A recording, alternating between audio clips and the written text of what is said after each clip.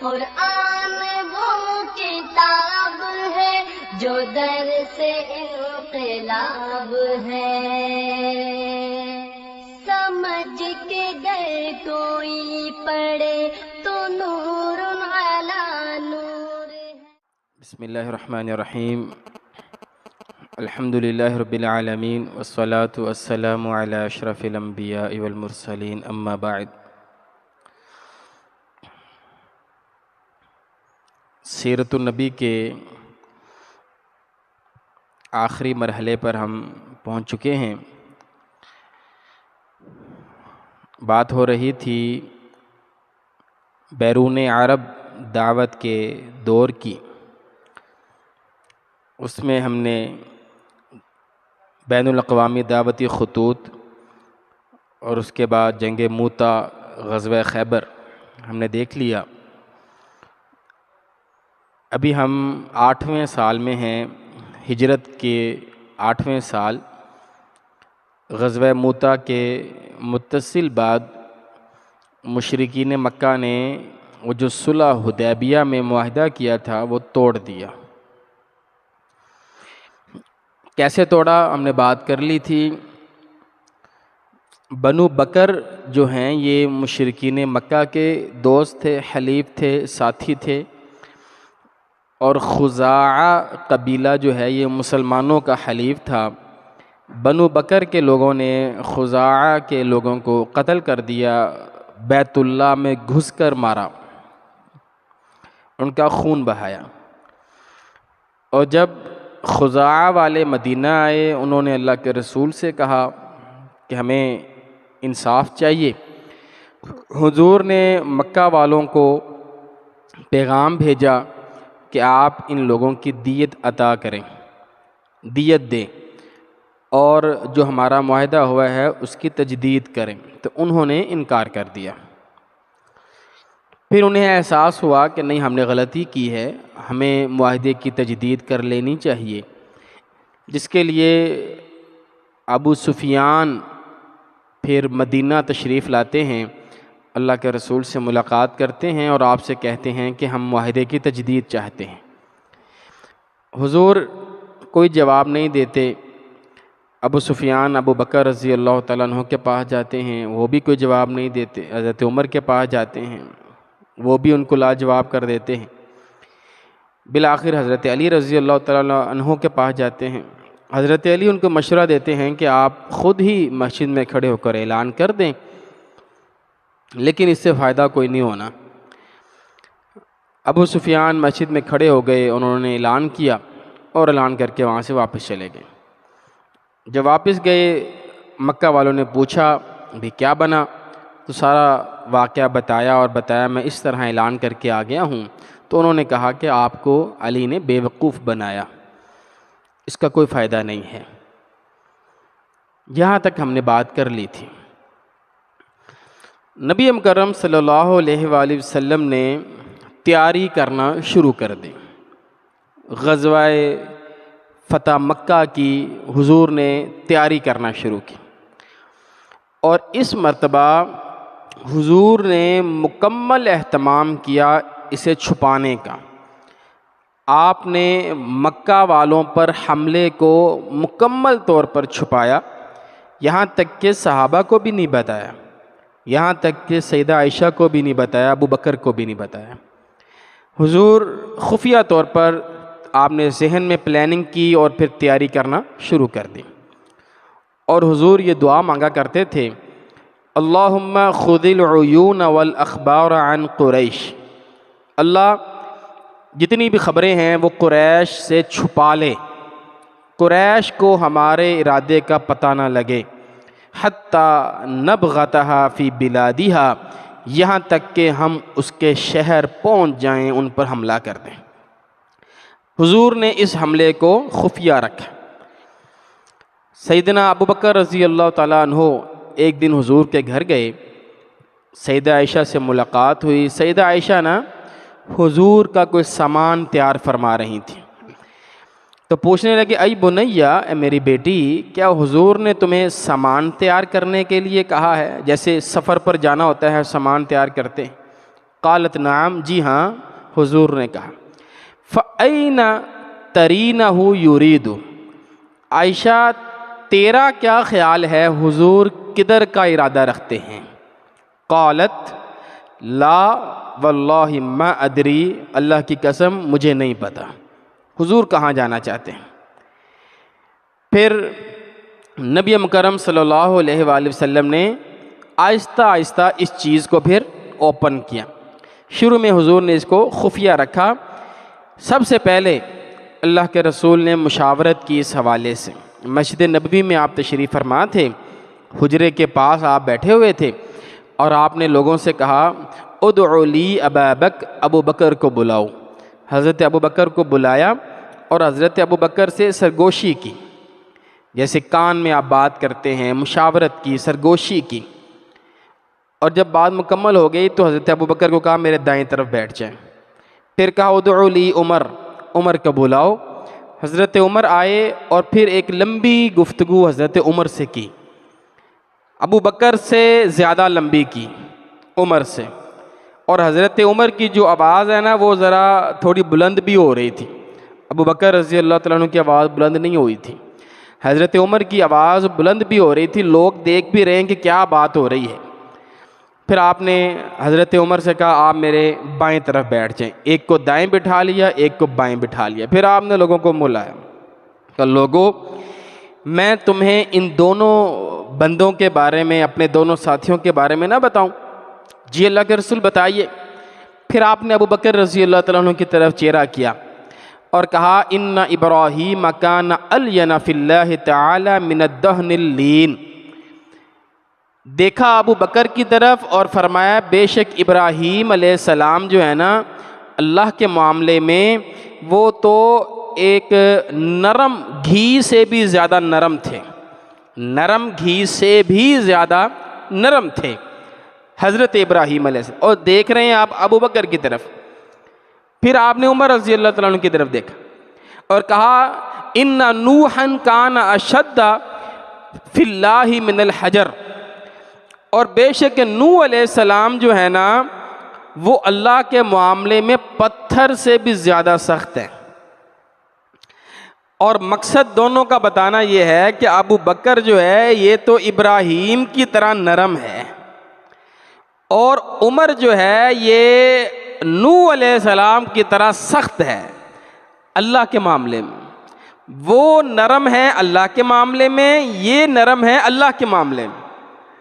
آپ اندازہ کریں، ایک اشد ہے، ایک الین ہے، گھی سے بھی زیادہ نرم ہے، اور ایک پتھر سے بھی زیادہ سخت ہے، لیکن دونوں پیارے پیغمبر کے دائیں اور بائیں بازو ہیں، مجلس شورا ہے۔ حضور نے دونوں کو قبول کیا ہے، یہ نہیں کہا کہ صرف نرم مزاج لوگ چاہیے، اور یہ بھی نہیں کہا کہ صرف سخت لوگ چاہیے۔ پھر آپ نے فرمایا وَإِنَّ الْأَمْرَ أَمْرُ عُمَرَ، لیکن اس معاملے میں مشورہ تو عمر کا چلے گا۔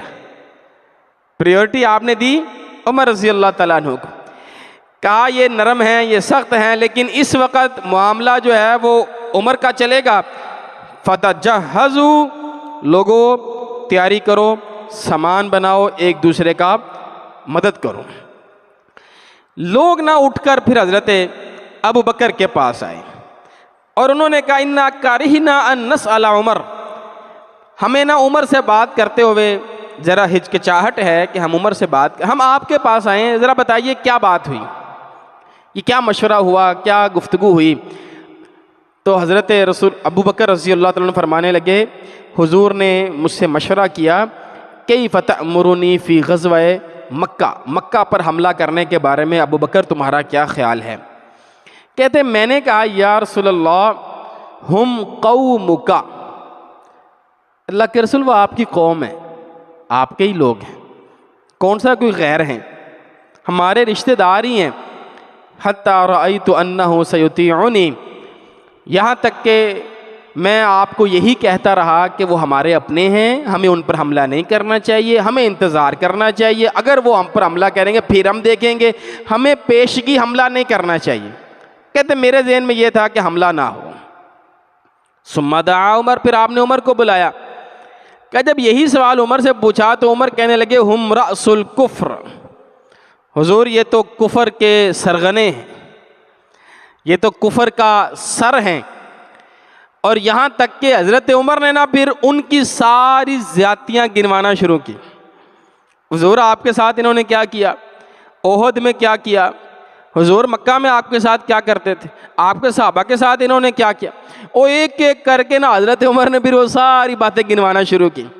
پھر کہا وَأَيْمُ اللَّهِ، اللہ کی قسم حضور جب تک یہ مکہ والے ہمارے ماتحت نہیں نہ ہوں گے تب تک عرب ہمارے ماتحت نہیں ہوگا۔ اگر آپ کا نظریہ یہ ہے کہ دین جو ہے وہ پورے عرب میں پھیلنا چاہیے، اس کے لیے ضروری ہے مکہ پر ہمارا ہولڈ ہو، کیونکہ مکہ مرکز ہے، یہ بیت اللہ ہے، اللہ کا گھر ہے، پورے عرب کا مرکز خانہ کعبہ ہے، حضور اس کے بغیر گزارا نہیں ہے۔ اب حضرت عمر نے بھی یہ جو دلائل دی نا، یہ جذباتی دلائل، یہ دیتے ہوئے حضرت عمر کی آواز بلند ہو رہی تھی۔ میں نے کہا ابو بکر کی آواز بلند نہیں ہوئی، حضرت عمر کی آواز بلند ہو رہی تھی۔ حضور نے ساری بات سنی اور پھر آپ نے انہی کے مشورے پر حضرت عمر کا مشورہ تسلیم کیا، اور وقد امرکم بالجہاد، اور حضور نے تمہیں جہاد کا حکم دے دیا۔ اب یہ ذہن میں رکھنا ہے آپ نے، یہ دو الگ الگ مزاج ہیں، لیکن ان دونوں مزاجوں کی ضرورت پڑتی ہے۔ کبھی آپ کو بڑا الین نرم ہونا پڑتا ہے، جیسے حضور ہوئے صلح حدیبیہ میں، تب آپ اللہ کے رسول ابو بکر کی رائے کے مطابق تھے، اور آج فتح مکہ کے لیے نکلنے لگے ہیں تو اللہ کے رسول حضرت عمر کے مطابق ہیں۔ تو کبھی آپ کو نرم ہونا پڑتا ہے، کبھی آپ کو سخت ہونا پڑتا ہے، آپ کے ساتھیوں میں بھی کوئی نرم ہو اور کچھ سخت ہو۔ حضور نے صحابہ سے کہا بھائی خفیہ طور پر ہم نے یہ کام کرنا ہے، مکہ والوں کو خبر نہیں ہونی چاہیے۔ اتنے میں نا حضور نے حضرت علی رضی اللہ تعالیٰ عنہ کو بلایا، حضرت زبیر کو بلایا، مقداد کو بلایا، ان تین صحابہ کو بلایا اور کہا کہ جلدی جاؤ، جلدی روضہ خاخ یہ فلاں مقام ہے، اس جگہ پر جاؤ اور وہاں تمہیں ایک عورت ملے گی سفر کرتی ہوئی، اس کے پاس ایک خط ہے، وہ لے کر آؤ۔ یہ گھوڑے انہوں نے دوڑائے، پہنچے وہاں پر تو وہاں پر ایک عورت، حضرت علی کہنے لگے اخرجی الکتاب، نکال بھئی وہ خط کدھر ہے جو تم مکہ لے کر جا رہی ہے؟ انہوں نے کہا ما معی من کتاب، میرے پاس کوئی کتاب نہیں ہے۔ حضرت علی کہنے لگے یا تو تو کتاب نکال کر دے گی، خط نکال کر دے گی، یا ہم تیرے کپڑے اتار دیں گے۔ یہ اب حضرت علی نے صرف نفسیاتی طور پر ایک حربہ استعمال کیا تھا۔ حضرت علی کو یقین تھا خط تو اس کے پاس ہے، خبر کس نے دی ہے؟ اللہ کے رسول صلی اللہ علیہ وسلم۔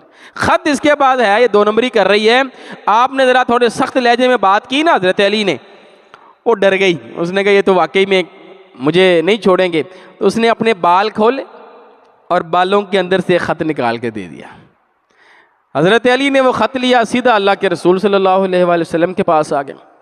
اب جب خط کھولا تو اس میں لکھا ہوا من حاتب بن ابی بلتہ، حاتب بن ابی بلتہ کی طرف سے یہ خط ہے مشرکین مکہ کی طرف، اور ان کو خبر دی ہوئی ہے کہ پیارے پیغمبر تمہارے اوپر لشکر لے کر آ رہے ہیں، اور یہ ایسا لشکر ہے کہ اس کا تم سامنا نہیں کر سکتے، تم اسے جیت نہیں سکتے۔ نام لکھا ہوا ہے صحابی کا، حاتب بن ابی بلتہ۔ حضور نے کہا بلاؤ بھی حاتب کو۔ ما ھذا یا حاتب، حاتب یہ کیا بھائی؟ اور ہم یہاں پر اہتمام کر رہے ہیں کہ خبر نہیں پھیلنی چاہیے، باہر نہیں بات نکلنی چاہیے، تم نے خط ہی لکھ دیا۔ حضرت حاتب کہیں گے لا تعجل علی یا رسول اللہ، اللہ کے رسول ذرا ٹھہریے، جلد بازی نہ کیجیے، پہلے میرا موقف بھی سن لیجیے، میرے بارے میں کوئی فیصلہ نہ کیجیے گا۔ عجیب کہا حضور میں مکہ کا رہنے والا ہوں لیکن میں قریشی نہیں ہوں، میری خاندان میری برادری قریش نہیں ہے، ہم باہر سے آئے ہوئے ہیں۔ حضور میری فیملی وہاں پہ رہتی ہے اور میری فیملی کا وہاں پر کوئی نہیں ہے، اور وہ ہمارا خاندان بھی نہیں ہے قریش والے، ہم تو باہر کے لوگ ہیں۔ حضور یہاں سے جتنے بھی لوگ ہیں جن کے بھی رشتہ دار رہتے ہیں نا، وہ آپس میں ملتے جلتے رشتہ دار ہیں، کوئی حیا ایک دوسرے کا وہ کرتے ہیں۔ تو مجھے یہ خطرہ لاحق تھا کہ اگر آپ حملہ کریں گے تو ہو سکتا ہے مشرکین مکہ میری جو فیملی ہے اس کو نقصان پہنچائیں، میرے بیوی بچے وہاں پر ہیں۔ حضور میں نے صرف اس لیے لکھا ہے، اور وما فعلت ذلک کفرا ولا ارتدادا عن دینی، نہ میں نے کفر اختیار کیا ہے نہ میں نے دین اسلام چھوڑا ہے۔ حضور میں مرتد نہیں ہوا، صرف میں نے اپنی فیملی کو بچانے کے لیے یہ کام کیا۔ حضور نے فرمایا انہ قد صدقکم، بھئی حاتب سچ کہہ رہا ہے، اس نے تم سے سچ بات کی ہے۔ علماء نے یہاں پہ لکھا اگر انسان سے غلطی ہو جائے، مومن سے غلطی ہو جائے، مومن اپنی غلطی کا اعتراف کر لیتا ہے، سیدھا سیدھا وہ اپنا بتا دیتا ہے کہ جی یہ کام اس سے ہوا ہے۔ جب حضرت رسول اللہ نے کہا نا یہ بات سچی ہے، حضرت عمر آگے بڑھے، کہنے لگے دعنی یا رسول اللہ، اللہ کے رسول ذرا مجھے اجازت دیجئے، فاضرب عنقہ، میں اس کی گردن اتار دوں۔ یہ تو مخبری کی ہے اور اس کی سزا تو گردن اتارنا ہے، غداری ہے، حضور آپ مجھے اجازت دیجئے۔ آپ نے فرمایا نہیں عمر، انہو شہید بدر، پہلی بات یہ سمجھو حاتب کوئی عام شخص نہیں ہے، یہ وہ ہے جو بدر میں شامل ہوا تھا، اہل بدر میں سے ہے۔ اور تمہیں نہیں پتا اللہ تعالیٰ نے اہل بدر کی طرف جھانکا تھا، اطلع علی اہل بدر، اللہ نے جھانکا تھا، دیکھا تھا اہل بدر کو، اور اللہ نے دیکھ کر کہا تھا اعملوا ما شئتم فقد غفرت لکم، آج کے بعد اہل بدر کے 313 تم جو مرضی کرو میں نے تمہیں معاف کر دیا۔ اللہ نے تو ان کی معافی کے اعلان کیے ہوئے ہیں، عمر تم کیا بات کر رہے ہو؟ یہ اہل بدر میں سے ہے۔ دو موقع پر، ایک اور موقع بھی آیا تھا، وہاں پر بھی حضرت حاتب بن ابی بلتہ کو کہا گیا یہ اہل بدر میں سے ہیں۔ یہاں سے علماء کرام نے ایک بڑا اہم اصول نکالا ہے، کہتے ہیں کسی شخصیت کو، اس کے معاملات کو اگر دیکھنا ہو تو اس کا ماضی نہیں بھولنا چاہیے۔ یہ نہ ہو آپ کہیں جی وہ ماضی چھڈو جو ہن ویکھو انہیں کی کیتا، اے دیکھو انہیں کی کام کیتا، بھائی پچھلا ایک زندگی اس نے دین پر گزار دی، آپ کے ساتھ معاملات کرتے ہوئے گزارتی، مسجد مدرسے میں گزار دی، اگر اس سے کوئی ایک غلطی ہو گئی ہے اب آپ اس کی پچھلی ساری خدمات کو اٹھا کر ایک سائڈ پر مارتے ہیں اور آپ کہتے ہیں یہ غلطی اس نے کیوں کی؟ غلطی تو غلطی ہے، حاتب بن ابی بلتہ سے ہو گئی ہے۔ اگر آج کسی مسلمان سے، کسی مومن سے، کسی طالب علم سے، کسی استاد، کسی امام، کسی بڑے سے غلطی ہو جاتی ہے تو آپ اس کی پچھلی ساری خدمات کو اٹھا کر ایک سائڈ پہ نہیں مار سکتے۔ اللہ کا یہ اصول نہیں ہے، اللہ کی یہ سنت نہیں ہے۔ بعض نیکیاں ایسی نیکیاں ہوتی ہیں جو آپ کے گناہوں پہ بھاری ہوتی ہیں، بعض نیکیاں آپ کے گناہوں پہ بھاری ہوتی ہیں اور بعض اوقات گناہ آپ کی نیکیوں میں بھاری ہوتے ہیں۔ اس لیے ایک آدھی غلطی پکڑ کر اور پھر شروع ہو جانا کہنا یہ غلطی انہوں نے کی تھی، یہ ہم نے نہیں ان کو معاف کرنا، اور بھائی ان کی جو نیکیاں ہیں نا اللہ خود ہی تم سے معاف کروا لے گا۔ نیکیوں کو بھی دیکھا کرو، ان کی خدمات کو بھی دیکھنا چاہیے۔ تو اہل بدر نے جو بدر میں کارنامہ کر دیا ہے نا، اب اس کے بعد ان کی ساری زندگی جو مرضی وہ کرتے رہیں، ایسا نہیں ہے کہ نعوذ باللہ وہ گناہ کرتے رہے ہیں نہ، لیکن اللہ رب العالمین نے ایک اعزاز دیا ہے، تو ہمیں بھی چاہیے، اس کو کہتے ہیں انسان کی مکمل پرسنالٹی کو دیکھو۔ آج کل ہمارا یہ ٹرینڈ چل گیا، ویڈیو کلپ جاری ہوتا ہے، ایک ویڈیو کلپ ہوتا ہے، اس کے اندر سیاق و سباق سے ہٹ کر بات ہوتی ہے، آپ کہتے ہیں دیکھو جی انہوں نے کی کیا۔ وہ بھائی اس بندے کی ہزاروں ویڈیوز موجود ہیں، اس بندے کی پوری زندگی دین کی تعلیم پر لگ گئی ہے اور آپ اس کو گستاخ رسول بنائی جا رہے ہیں۔ اب مفتی طارق مسعود صاحب کے ساتھ معاملہ بنا نا 2 سال پہلے، ان کے ایک کلپ کو اٹھا کے ان کو گستاخ رسول کہنا شروع کر دیا۔ اس نے کہا یار میری انیاں ویڈیوز پہ دیکھو تو صحیح، میں ساری زندگی خدمت کی تھی دین دی، تسی اٹھا کے مینوں گستاخ رسول بنانا شروع کرتا۔ تو یہ والا طریقہ کار بالکل غلط طریقہ کار ہے، ایسا نہیں ہمیں کرنا چاہیے۔ انسان کی، مسلمان کی پچھلی زندگی کو بھی دیکھنا چاہیے ہمیں، باقی مارجن بھی دینا چاہیے۔ اللہ کے رسول صلی اللہ علیہ وسلم نے مارجن دیا یہاں پر، ان کو جہاں بنتا ہے وہاں مارجن دیا جائے گا۔ یہ جو سفر حضور نے اختیار کیا ہے نا، یہ رمضان کا سفر تھا۔ 8 ہجری 10 رمضان کی تاریخ کو حضور وہاں سے نکلے مدینہ سے، اور حضور روزے کی حالت میں تھے، روزے کی حالت میں تھے۔ بعد میں آپ نے روزہ ختم کر دیا، وہ آگے جا کر ہم اس کو دیکھیں گے۔ رمضان میں آپ نے ہجرت کی۔ جب حضور جوفہ کے مقام پر پہنچے تو حضرت عباس رضی اللہ تعالیٰ عنہ آگے سے ہجرت کر کے آ رہے تھے۔ حضرت عباس کے بارے میں ذہن میں رہے، یہ کافی دیر پہلے سے مسلمان ہو چکے تھے۔ بیعت عقبہ اول اور بیعت عقبہ ثانی میں حضرت عباس موجود تھے، انہوں نے بیعت کروائی ہے۔ یہ مسلمان تھے لیکن مکہ میں رہتے تھے، حضور نے ان کو مکہ میں رکھا ہوا تھا، اور اس کی وجہ یہ تھی کہ آپ ان سے خبریں لیا کرتے تھے مکہ والوں کی کہ ان کے کیا حالات ہیں۔ تو 8 سال تک یہ وہیں پر رہے مکہ میں، 8ویں سال یہ ہجرت کر کے وہاں سے نکلے ہیں۔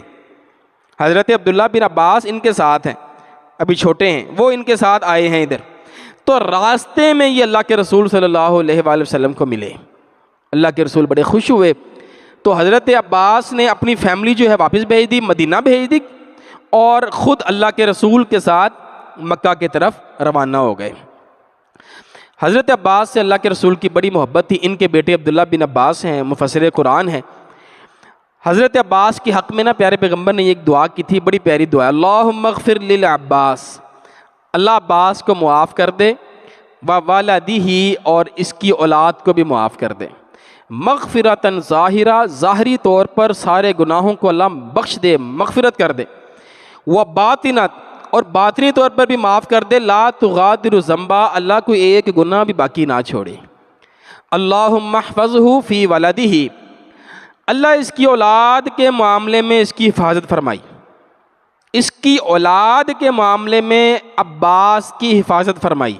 یہ بڑے اہم جملے ہیں، اس کا مطلب یہ ہے اللہ عباس اپنی اولاد کے جو حقوق ہیں وہ پورا کرنے کی اسے توفیق عطا فرمائی۔ یہ عمومی طور پر ہمیں یہ دعا نہیں سنتے، ہم باپ کو دعا دی جا رہی ہے کہ وہ اولاد کا حق پورا کرے۔ ہم زیادہ تر اولاد کو ہی کہتے ہیں اولاد تاڑی اچھی ہوئے، اولاد آپ کی نیک ہو، وہ آپ کی آنکھوں کی ٹھنڈک بنے۔ حضور عباس کو کیا کہہ رہے ہیں؟ عباس تو اپنی اولاد کا حق ادا کرنے کی اللہ تجھے توفیق دے دے۔ تو یہ بڑے پیارے الفاظ ہیں، اور پھر انہوں نے جتنا ان سے ہو سکتا تھا انہوں نے کیا۔ حضرت عبداللہ بن عباس جیسی شخصیت وہ اپنے لیے صدقہ جاریہ چھوڑ کر گئے، تو یہاں سے یہ دعا عباس کو بھی پہنچتی ہے، عبداللہ بن عباس کو بھی پہنچتی ہے۔ حضرت عباس مسلمان ہو گئے، حضور کے ساتھ نکلے۔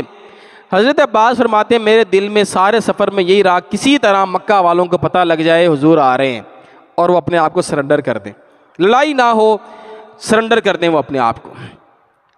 حضور سفر میں ہیں، تو آپ نے نا سفر میں لوگوں کو کہا کہ اگر تم چاہو تو ہم دشمن کے اب قریب پہنچ رہے ہیں، تو یہ روزہ تم چھوڑ دو، یہ تمہارے لیے زیادہ بہتر ہے، تمہاری طاقت کے لیے بہتر ہے۔ صحابہ فرماتے ہیں یہاں پر رخصت تھی، حکم نہیں تھا۔ ہم نے روزہ رکھا، بعض نے چھوڑ دیا، بعض نے روزہ رکھا، بعض نے چھوڑ دیا۔ اب یہاں سے ایک بڑا اہم چیز ہوتی ہے، حضور کہہ رہے ہیں روزہ چھوڑ دو، افطار کر لو۔ کچھ صحابہ نے چھوڑ دیا، کچھ صحابہ نے رکھ لیا، تو جنہوں نے رکھ لیا انہوں نے نافرمانی کی اللہ کے رسول کی۔ حضور کہہ رہے ہیں افطار کر لو، روزہ نہ رکھو۔ اب یہ جو حکم ہے نا، صحابی سمجھتا ہے اس حکم کا مطلب کیا ہے۔ صحابی نے یہ سمجھا کہ حضور رخصت دے رہے ہیں کہ چاہے رکھ لو چاہے نہ رکھو۔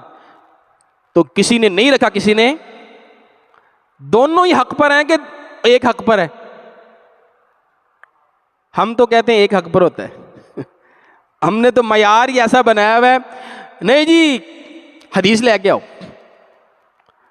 دو چیزیں حق کیسے ہو سکتی ہیں؟ دو چیزیں ٹھیک کیسے ہو سکتی ہیں؟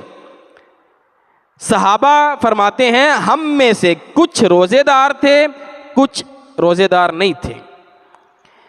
اچھا، جب یہ بالکل مکہ کے پاس پہنچ گئے نا، اگلے دن مکہ پر حملہ کرنا ہے، کہتے ہیں پھر حضور نے ہمیں کہا انکم مسبحو عدوکم، کل تمہارا سامنا ہونا ہے دشمن کے ساتھ، تو کل تم روزہ چھوڑ دینا، یہ تمہارے لیے طاقت کا باعث بنے گا، روزے میں لڑنا مشکل ہے، صحیح نہیں ہے، کمزور ہو جاؤ گے تم۔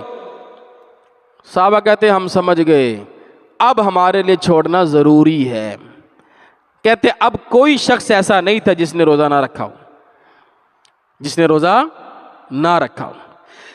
تو حضور کے حکم کو سمجھنا اور پھر اس کو سمجھ کر اس پر عمل کرنا، اسی کو فقاہت کہتے ہیں.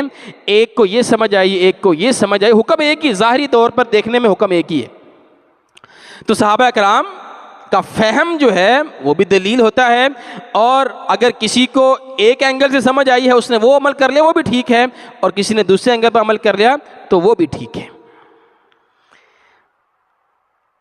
خبر پہنچ گئی مکہ کے, جب آپ قریب پہنچے, ابو سفیان, حکیم بن حزام, بدیل بن ورقا, یہ 3 لوگ مکہ سے نکلے. ان کو پتہ لگا پیارے پیغمبر آ رہے ہیں, تو یہ تلاش کرتے کرتے حضور کے لشکر کے پاس آئے. اللہ کے رسول نے ایک چال چلی, ایک حربہ استعمال کیا. رات کے وقت حضور نے کہا روشنیاں زیادہ کرو. اب ہوتا یہ تھا کہ 5-5 10-10 بندے ایک روشنی جلاتے تھے. اگر 100 روشنیاں جلی ہیں تو کتنے افراد ہو گئے؟ ہو سکتا ہے 1000 افراد 100 روشنی جلائیں. حضور نے کہا روشنیاں زیادہ کرنی ہے, یعنی 2 بندے ایک روشنی جلا رہے ہیں.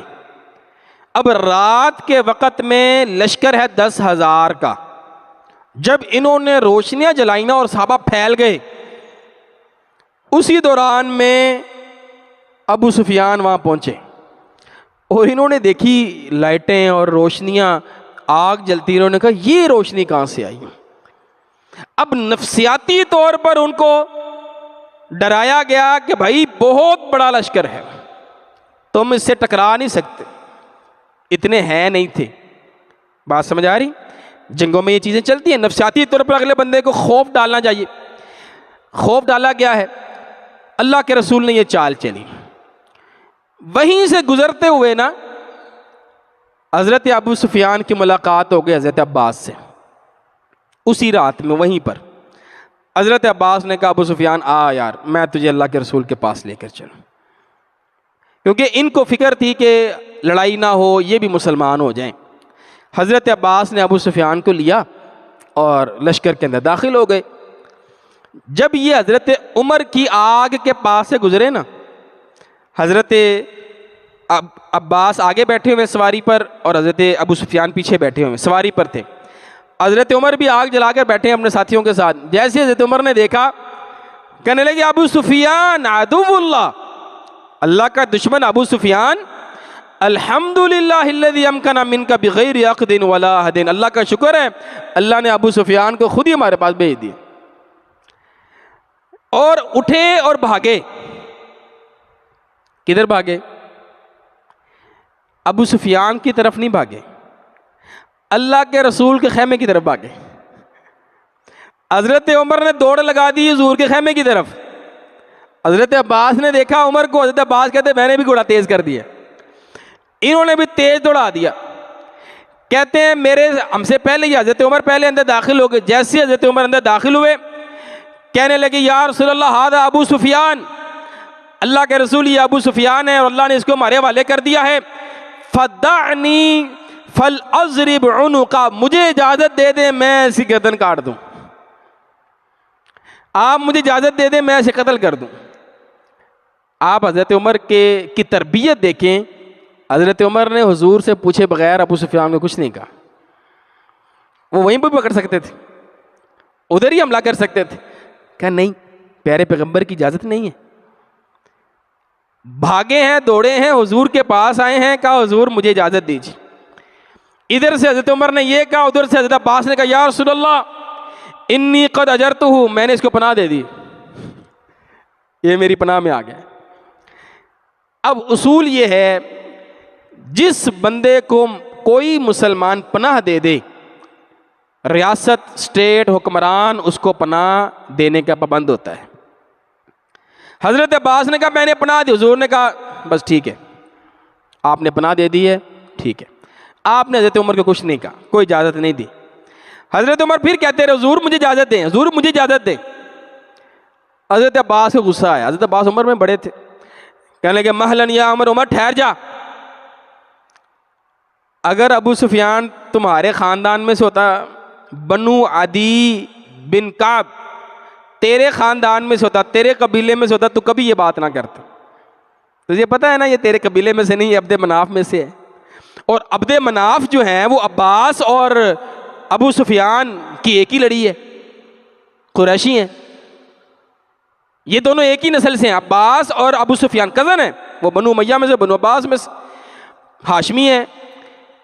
تو کہا تو اس لیے کہہ رہا ہے نا یہ تیرے گروپ میں سے نہیں ہے، تیرے قبیلے میں سے نہیں ہے، تجھے بڑا جوش آ رہا ہے۔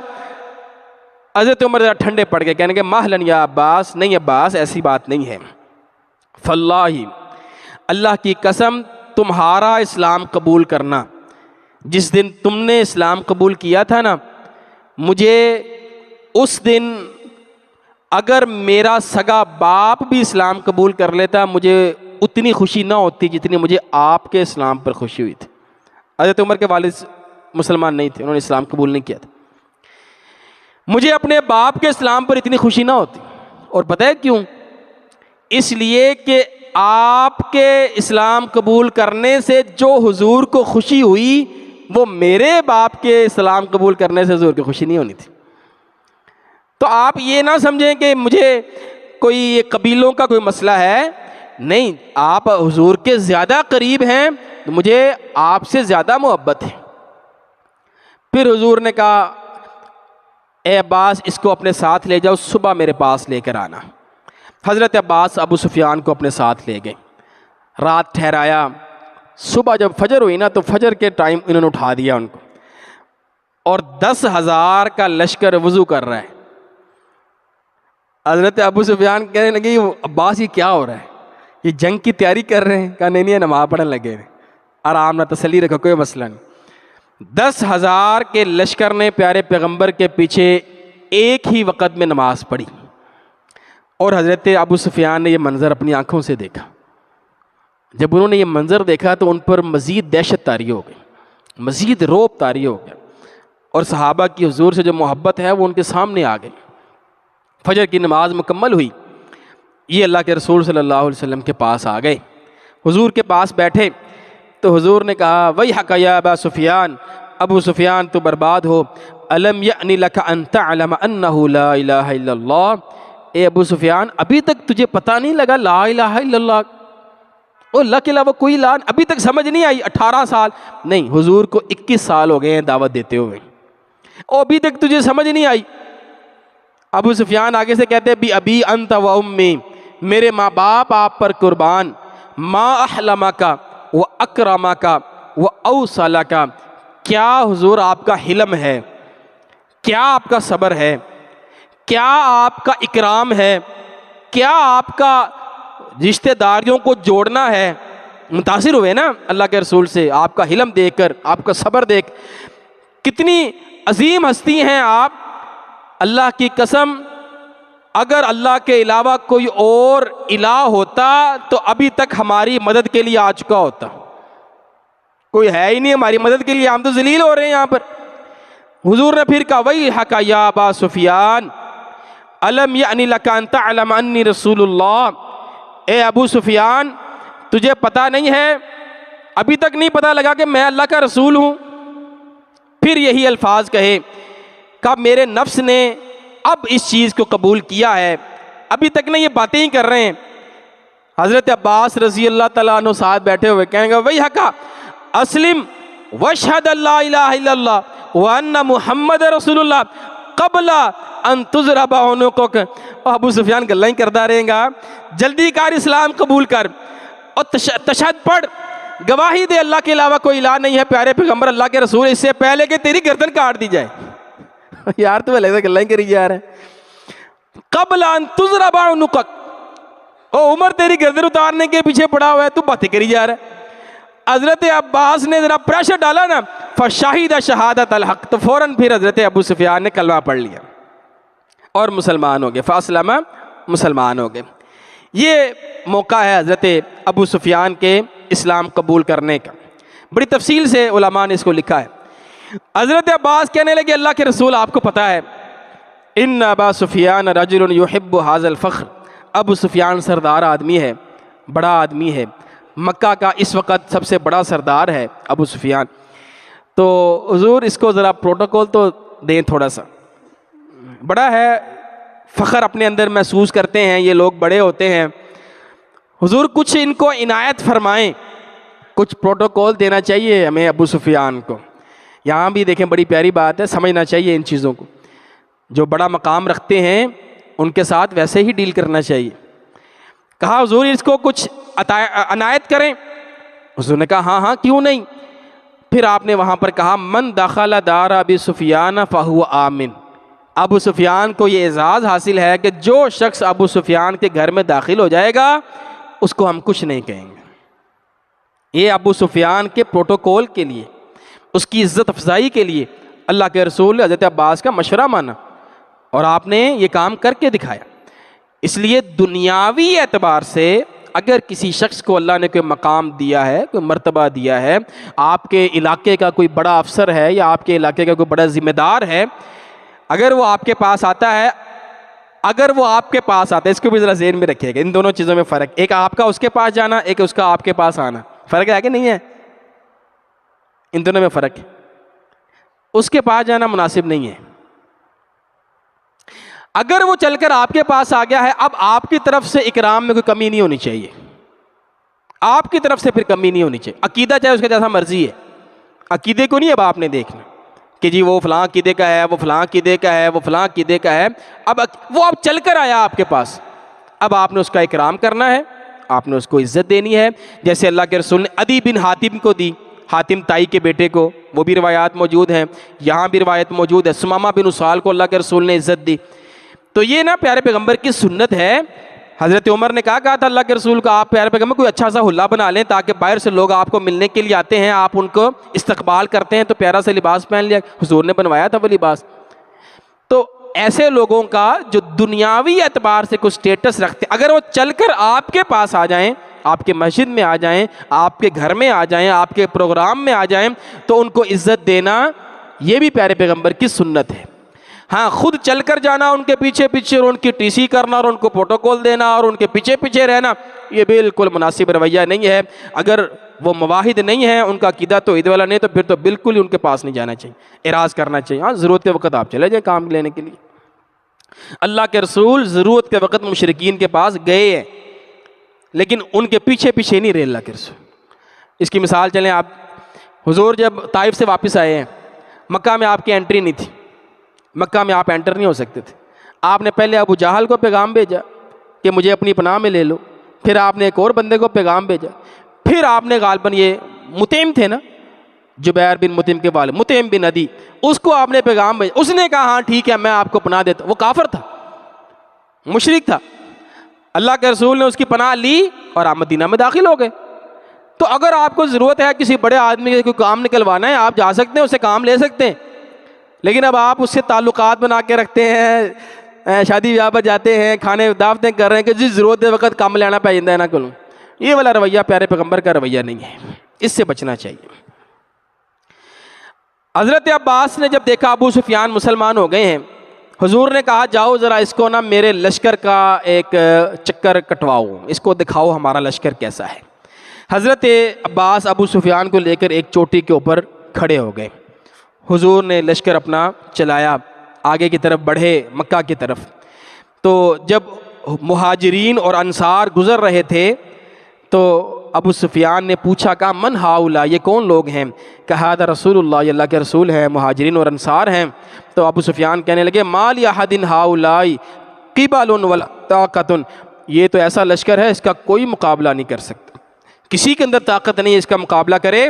اور کہا اللہ کی قسم اے عباس تیرے بھائی کے بیٹے کی بادشاہت تو بڑی عظیم ہو گئی ہے، ذرا بات کو سمجھیے گا، تیرے بھائی کے بیٹے کی بادشاہت جو ہے وہ تو بڑی عظیم ہو گئی ہے۔ اب حضرت عباس کہنے لگے یا ابا سفیان، ابو سفیان نہیں انہا النبوہ، اور بادشاہت نہیں ہے نبوت ہے، بادشاہت نہیں ہے نبوت ہے، کیونکہ ابھی نئے نئے مسلمان ہوئے ہیں، ابھی اتنا نہیں چیزوں کا اندازہ نہیں ہے، اس وقت چلتی ہی بادشاہت تھی، تو کہا بادشاہت ہے۔ حضرت ابو سفیان نے اصلاح کی، کہا نہیں یہ نبوت ہے، یہ پیارے پیغمبر کی بادشاہت نہیں ہے، یہ پیارے پیغمبر کی نبوت کا عروج ہے۔ تو جب سنا کہا ہاں نعم اذن، ہاں ٹھیک ہے ایسے ہی ہے، تو اصلاح فرما دی حضرت عباس نے۔ حضرت ابو سفیان اب لوٹے مکہ، بھاگے بھاگے گئے مکہ اور جا کر اعلان کہ یا معشر قریش، اے قریش والو محمد صلی اللہ علیہ وسلم آ گیا ہے، وہ تم پر حملہ کرنے والا ہے، جو ابو سفیان کے گھر میں داخل ہو جائے گا اس کو امن ہے، باقی کسی کو امن نہیں۔ اور جب یہ بات سنی تو سب سے پہلے ان کی بیوی ہند بنت عتبہ وہ کھڑی ہوئیں اور انہوں نے جا کر اس کو مونچھوں سے پکڑ لیا، فَأَخَذَتْ بِالشَّارِبِ، مونچھوں سے پکڑ، اس کا مطلب ان کی مونچھیں تھوڑی بڑی بڑی تھی اس وقت، ان کو مونچھوں سے جا کے پکڑ لیا اور پکڑ کر کہنے لگی اسے مار دو، قتل کر دو۔ اس جو الفاظ ہیں ان کے کہ اس نے اپنی غیرت بیچ دی ہے، یہ گیا کس مقصد کے لیے تھا اور آیا کس مقصد کے ساتھ ہے، آ کر یعنی ان کی اطلاع ہمیں دے رہا ہے۔ آپ دیکھیں وہی منظر ہے، بدر کے بعد ایک بندہ آتا ہے کہتا ہے بدر والے وہ سارے مارے گئے، احد کے بعد ایک بندہ آتا ہے وہ کہتا ہے وہ جیت گئے، جیسے وہ اعلان کیا کرتے تھے آ کر مکہ میں۔ آج اعلان کون کر رہا ہے؟ ابو سفیان، مکہ کا سردار۔ اور ان کو تحش آ گیا، غصہ آ گیا، انہوں نے کہا یہ کیا بول رہے؟ پھر انہوں نے آرام سے کہا ویلکم، آرام سے، زیادہ جوش میں آنے کی ضرورت نہیں ہے، جو مکہ محمد کے ساتھ لشکر ہے نا تم اس کا مقابلہ نہیں کر سکتے صلی اللہ علیہ وسلم۔ اب جب یہ بات ہوئی نا وہ ذرا ٹھنڈے ہو گئے، کہا اچھا پھر کیا کریں؟ کہا ابو سفیان کے گھر میں داخل ہو جاؤ، میرے گھر میں۔ لوگ کہنے لگے قاتلک اللہ، او اللہ تجھے قتل کرے، وما تغنی عنا دارک، کتنے لوگ تیرے گھر چاہیے گے؟ آپ کے گھر میں کتنے کے لوگ آ جائیں گے ابو سفیان؟ باقیوں کا کیا بنے گا؟ کہنے لگے نہیں ومن اغلق علیہ بابا فہو آمن، حضور نے فرمایا جو اپنے گھر میں اپنا دروازہ بند کر دے وہ بھی امن میں، ومن دخل المسجد، اور جو بیت اللہ میں داخل ہو جائے وہ بھی امن میں۔ لوگ وہاں سے پھر نکلے، کوئی اپنے گھر میں گھس گیا اور کوئی بیت اللہ میں چلا گیا، کوئی ابو سفیان کے گھر میں چلا گیا۔ یہ اعلان کیا حضرت ابو سفیان نے رضی اللہ تعالیٰ عنہ، اب یہ مسلمان ہو چکے ہیں۔ حضور مقام خیف پر پہنچے، آپ نے کہا اب یہاں سے اللہ ہمیں انشاءاللہ فتح دے گا، اور خیف سے آپ نے ایک اور لشکر کو ترتیب دی۔ یہ مینا کے اندر مسجد خیف موجود ہے، وہاں پر حضور نے پڑاؤ ڈالا۔ یہ ایک بڑا اہم نقشہ ہے، حضور نے پورے مکہ کو ایسے گھیر لیا، 1 2 3 4 5 لشکر، 10,000 جو لشکر تھا اس کو 5 لشکروں میں آپ نے تقسیم کیا اور پورے مکہ کو ایسے آپ نے گھیر لیا۔ خالد بن ولید کا یہ لشکر ہے، یہ والا، ان کو پیچھے سے پورا مکہ کراس کروا کر یہاں پر ان کو یہ آئے ہیں، یہ والا قبیلہ ہے، یہاں اللہ کے رسول صلی اللہ علیہ وسلم کا قیام ہے، ٹھیک ہے۔ تو یہ اس طرح پورے مکہ کو انہوں نے گھیر لیا۔ بہت تھوڑی سی جھڑپ ہوئی، 28 کافر مارے گئے، مشرکین 28 مارے گئے، 2 مسلمان شہید ہوئے، اس سے زیادہ لوگ نہیں مرے۔ تو صرف 28 لوگ، بہت تھوڑی سی جھڑپ ہوئی۔ حضرت خالد بن ولید کے ساتھ کچھ نوجوان آ کر انہوں نے لڑائی کرنے کی کوشش کی، انہوں نے ان کو مار دیا، قتل کر دیا۔ آپ کے علم میں ہے اس موقع پر اللہ کے رسول نے معاف تو سب کو کر دیا تھا، لیکن کچھ لوگوں کے اللہ کے رسول نے نام لے کر کہا ان کو خانہ کعبہ کے غلاف کے ساتھ بھی لپٹے ہوں تو چھوڑنا نہیں۔ یہ ٹوٹل 8 اور 5 13 لوگ تھے، 9 مرد تھے، 4 خواتین تھیں۔ ان سب کی ایک مشترکہ غلطی تھی، اور وہ ہے کیا ہے؟ گستاخی رسول۔ یہ سارے کے سارے انہوں نے کسی نہ کسی موقع پر حضور کی گستاخی کی تھی۔ یہ ان میں کچھ اشعار پڑھنے والے شاعر تھے، کچھ مرتد ہو گئے تھے اور وہاں پر واپس آ کر جو ہے وہ اللہ کے رسول کے خلاف ہو گئے تھے، حجب کرنے لگ گئے تھے۔ تو حضور نے ان کا نام لے کر کہا کہ بھائی ان کو نہیں چھوڑنا، ان کو قتل کر دینا۔ اللہ کی کرنی، ان میں سے 8 لوگ مسلمان ہو گئے، بچ گئے، 5 لوگ مارے گئے۔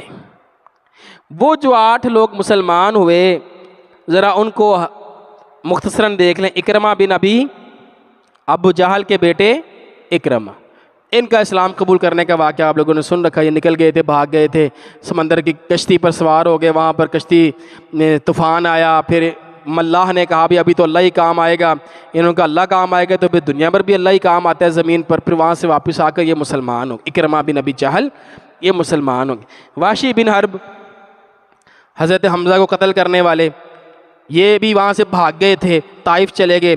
جب طائف والے مسلمان ہو گئے تو پھر ان کے ساتھ آئے اور اللہ کے رسول کے سامنے بیٹھ کر اپنا جرم بھی مانا اور مسلمان ہو گئے۔ حضور نے ان سے کہا کہ آپ میرے سامنے نہ بیٹھا کریں، مجھے اپنے چچا کی یاد آتی ہے۔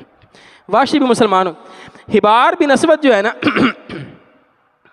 یہ وہ شخص ہے جس نے جب سیدہ زینب رضی اللہ عنہا مکہ سے مدینہ ہجرت کرنے کے لیے نکلی، وہ اکیلی تھی، حبار بن اسود نے ان کے اونٹ پر حملہ کر دیا، اور اونٹ پر جب حملہ ہوا اونٹ تیزی سے بھاگا، سیدہ زینب نیچے گری۔ آپ حاملہ تھیں، آپ کا حمل ضائع ہو گیا، بلیڈنگ ہوئی، اسی زخمی حالت میں سیدہ زینب مدینہ پہنچی۔ حضور کو بتایا کہ حبار بن اسود نے یہ کام کیا ہے۔ زینب، سیدہ زینب آپ کی بیٹی، یہ پیچھے رہ گئی تھی نا، یہ بعد میں گئی تھی۔ آپ نے ان کے شوہر سے کہا تھا ابو العاص سے بدر کے بعد کہ اس کو بھیج دینا آپ۔ حبار بن اسود نے ان پر حملہ کیا، زخمی کیا، آپ مدینہ پہنچی۔ حضور نے نا ایک سریہ بھیجا تھا مکہ میں، آپ نے نصیحت کی تھی، پیغام دیا تھا کہ اگر حبار مل جائے تمہیں، حبار بن اسود اگر تمہیں مل جائے اس کو زندہ جلا دینا۔ کسی کے بارے میں آپ نے یہ بات نہیں کی، نہ کبھی آپ نے زندگی میں ایسا کام کیا۔ اتنا غصہ تھا آپ کو حبار بن اسود پر، اس کو زندہ جلا دینا۔ اچھا صحابہ کو نہ ملا، آج جب فتح مکہ کے موقع پر آیا تو آپ نے کہا جلانا نہیں، اس کو قتل کرنا ہے، جلانا نہیں۔ اسے پتہ لگ گیا، یہ بھی بھاگ گئے۔ یہ بھی پھر صحابہ کرام کے اندر مسلمان ہونے والوں میں شامل ہو کر اللہ کے رسول کے پاس آیا اور کہا مجھے پہچانا، میں حبار بن اسود ہوں حضور، میں اسلام قبول کرنے کے لیے آیا۔ تو اللہ کے رسول نے ان کا اسلام بھی قبول کر لیا، آپ نے ان کو بھی معاف فرما دیا، کچھ نہیں کہا آپ نے ان کو۔ اسی طرح ہند بنت عتبہ ہے۔ ہند کیسے مسلمان ہوتی ہیں؟ ان کے اسلام قبول کرنے میں نے آج ہی پڑھا، پہلی مرتبہ میرے سامنے آیا، حضور نے خانہ کعبہ میں نماز پڑھی، ہند نے اپنے گھر سے وہ منظر دیکھا نماز پڑھتے ہوئے۔ اب یہ چونکہ ایک اجتماعیت تھی، 10,000 کا لشکر ہے، پہلے حضور کی نماز پڑھنے میں پابندی تھی، ویسے بھی پڑھتے تھوڑے تھوڑے پڑھتے تھے، تب محکوم تھے، آج غالب ہے۔ فاتح کی حیثیت سے حضور نے جب نماز پڑھی نا خانہ کعبہ میں، بیت اللہ کی طرف منہ کر کے صحابہ کرام بھی نماز پڑھیں جماعت کے ساتھ، تو ہند بنت عتبہ نے جب یہ منظر دیکھا تو یہ بہت زیادہ متاثر ہوئیں۔ انہوں نے خانہ کعبہ میں ایسی عبادت ہم نے پہلے کبھی نہیں دیکھی۔ ظاہر بات ہے پہلے شرک تھا، بدعات تھی، نماز تو پڑھتے ہی نہیں تھے، جماعت ہوتی نہیں تھی، اجتماعی عبادت نہیں ہوتی تھی سوائے طواف کے۔ تو وہ بہت زیادہ متاثر ہوئیں، اور پھر ان کو لوگوں نے کہا کہ حضور تو معاف کر رہے ہیں، آپ بھی چلی جائیں۔ اچھا یہ نقاب میں آئیں، انہوں نے چہرہ چھپایا ہوا نقاب میں اللہ کے رسول کے پاس، اور آ کر حضور سے باتیں کرنے لگ گئیں، اسلام قبول کیا۔ اب دھڑلے کی عورت تو تھی، باپ بھی سردار آدمی تھا عتبہ، شوہر بھی سردار آدمی تھا، اپنے شوہر کی مونچھیں جو عورت پکڑ لے، دھڑلے کی عورت۔ پہلی ملاقات دی حضور سے تو اسلام قبول کر لیا، تو سوال کرنا شروع۔ حضور نے کہا چوری نہیں کرنی، آپ بیعت لیتے تھے نا، جب بیعت لیا آپ نے کہا چوری نہیں کرنی، کہنے لگی حضور آزاد عورت بھی چوری کر سکتی، اس کو کیا ضرورت چوری کرنے کی؟ پھر کہنے لگی اچھا میں نا کبھی کبھی ابو سفیان کی جیب میں سے نا پیسے نکال لیتی ہوں، جتنی ہمیں ضرورت ہوتی ہے بچوں کے لیے ابو سفیان دیتا نہیں ہے۔ اللہ کے رسول پہچان کے جب نام لیا نا ابو سفیان کا، ہندہ ہو آپ ہند ہو؟ کہا ہاں میں ہند ہوں۔ پھر آپ نے کہا بدکاری نہیں کرنے، کہا آزاد عورت بھی بدکاری کر سکتی ہے حضور۔ پھر کہنے لگی حضور نے کہا اپنے بچوں کو دفن نہیں کرنا، زندہ درگور نہیں کرنا، بیعت لے رہے ہیں اللہ کے رسول۔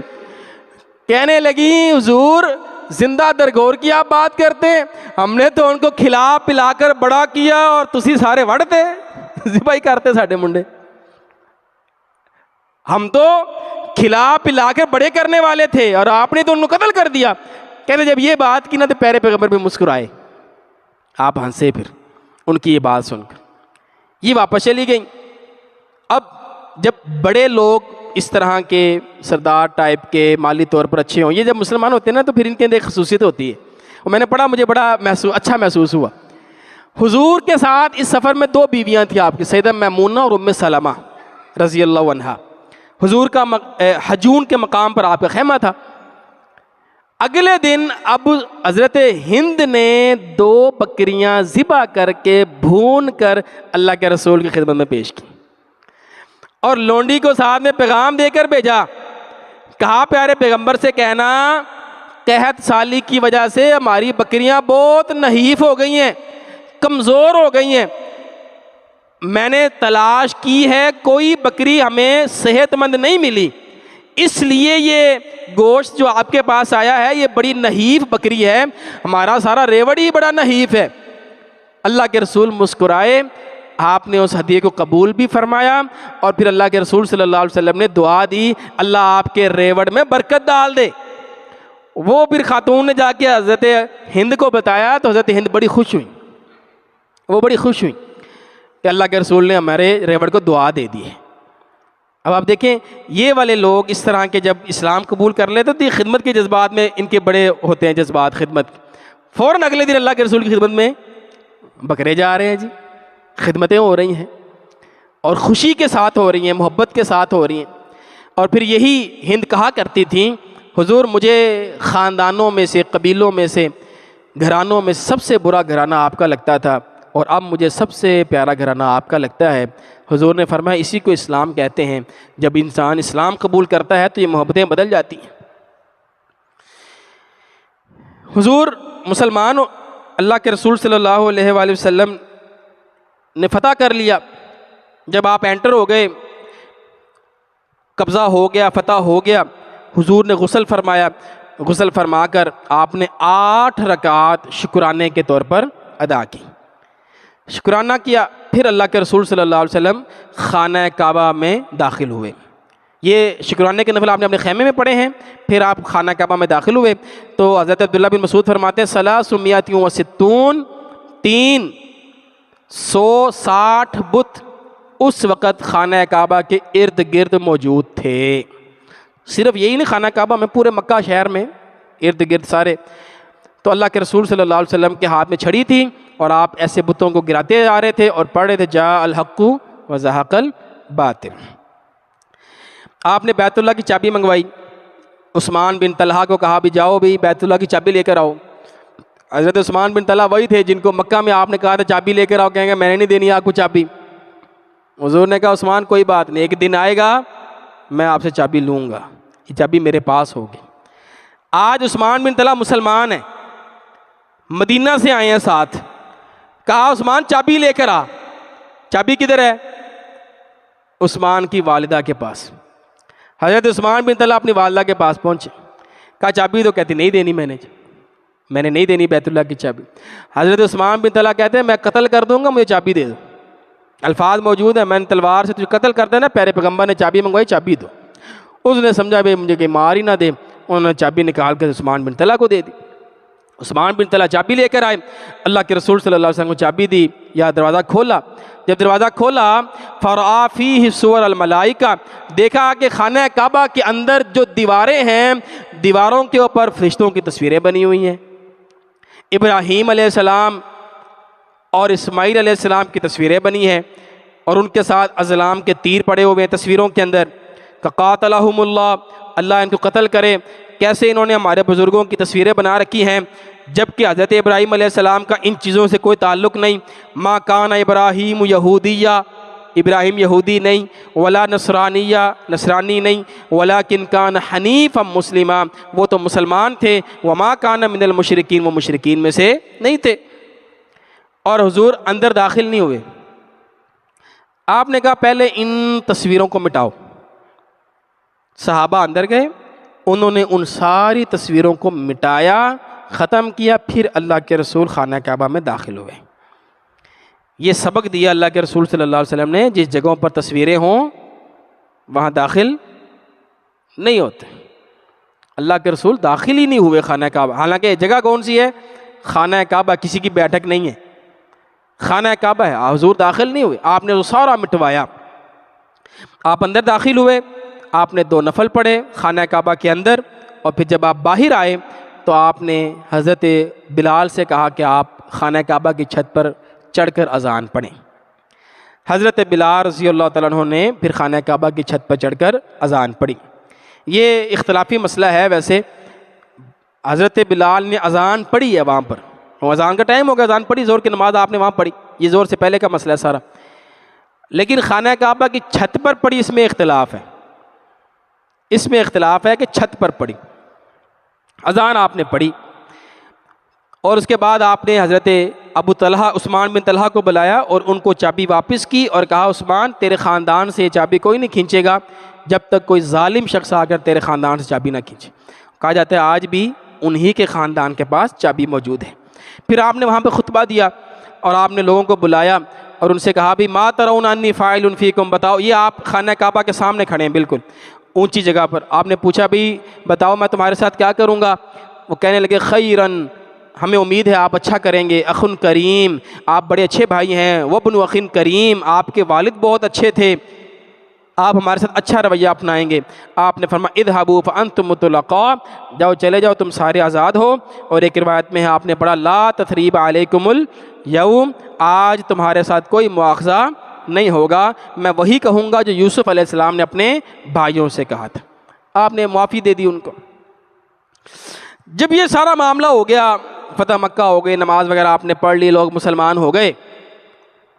انصار کے کچھ لوگ، انصاری صحابہ، کچھ جوان، کچھ لوگ جذباتی، وہ آپس میں باتیں کر رہے ہیں اور کہنے لگے یار حضور کی جو کیفیت ہے نا اس وقت، آپ بڑے خوش ہیں، طواف کر رہے ہیں، صحیح آپ نے کی، طواف کیا، لگتا ہے کہ حضور کی نا اپنے شہر سے محبت دوبارہ پیدا ہو گئی ہے، دوبارہ شروع ہو گئی ہے، محبت تازہ ہو گئی ہے. اور صرف شہر سے ہی نہیں، اپنے رشتہ داروں سے بھی محبت دوبارہ تازہ ہو گئی ہے، خاندان ہے حضور کا. یہ باتیں کر رہے ہیں. ابھی حضرت ابو ہریرہ فرماتے ہیں اللہ کے رسول پر وحی نازل ہو گئی. اللہ نے خبر دی پیارے پیغمبر کو کہ انصاری یہ باتیں کر رہے ہیں، ان کو ذرا دلاسا دیں. اللہ کے رسول نے انصار کو اکٹھا کیا. انصار اکٹھے ہو گئے. کہا تم نے یہ بات کی ہے کہ میں اس شہر کی طرف میری رغبت ہو رہی ہے، مکہ کی طرف، اور تم یہ سمجھ رہے ہو کہ اب چونکہ مکہ فتح ہو گیا ہے تو شاید میں مکہ میں رہ لوں، واپس نہ جاؤں. کہ جی اللہ کے رسول ہم نے یہ بات کی ہے. پھر حضور نے ان کو وہاں دلاسا دیا کہ قال کلا انی عبد اللہ و رسولہ، کہا نہیں نہیں خبردار، میں اللہ کا بندہ اور اس کا رسول ہوں. ہاجرت الی اللہ و الیکم، میں نے اب تمہاری طرف ہجرت کر لی ہے. والمحیا محیاکم، اب زندگی تمہاری زندگیوں کے ساتھ ہے. والممات مماتکم، اب موت تمہاری موت کے ساتھ ہے. اب تمہارے ساتھ ہی جینا ہے، تمہارے ساتھ ہی مرنا ہے، میں تمہارے ساتھ جاؤں گا. جب آپ نے یہ بات کی نا تو سارے رونے لگے. انصاری صحابہ محبت میں سارے رونے لگے، روتے روتے کہنے لگے اللہ کے رسول ہم نے صرف بات ہی کی تھی، ہمارے ذہن میں گمان آیا، ہم نے یہ بات کی، وگرنہ ہم آپ کے بارے میں کوئی بدگمانی نہیں رکھتے. اللہ کے رسول بس ذہن میں آیا، ہم نے بات کر دی، اپنا عذر پیش کرنے لگے. تو اللہ کے رسول نے فرمایا ان اللہ و رسولہ یصدقانکم ویعذرانکم، اللہ اور اس کے رسول نے تمہارا عذر قبول کر لیا، تم نے اپنی طرف سے بات کی، ہم نے تمہیں تسلی دی. اللہ کے رسول نے کہا پریشان نہیں ہونا بھئی، میں تمہارے ساتھ ہی واپس جاؤں گا. تو یہاں پر یہ سارا واقعہ جو ہے وہ فتح مکہ کا ہوتا ہے. آخر میں ہم یہ لے کر آئے ہیں. اس کے بعد اللہ کے رسول یہیں سے پھر آگے طائف، غزوہ حنین کے لیے، غزوہ طائف کے لیے جاتے ہیں. یہاں پر ہمارا فتح مکہ مکمل ہو جاتا ہے. آگے انشاءاللہ پھر بعد میں دیکھیں گے. جزاکم اللہ خیرا.